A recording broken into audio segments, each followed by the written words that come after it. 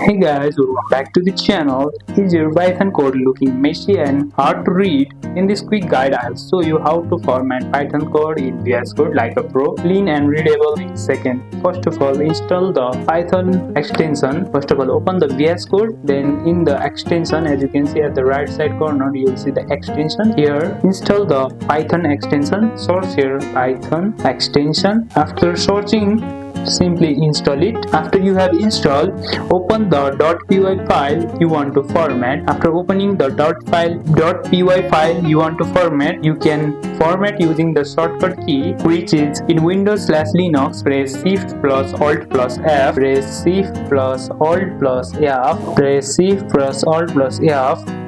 It says to formatter for plain text files is not installed. First of all, another extension you need to download is the formatter extension.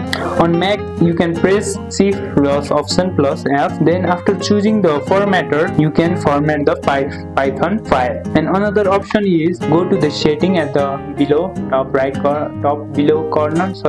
At the last you will see the setting. Go to the setting option and here search format on save,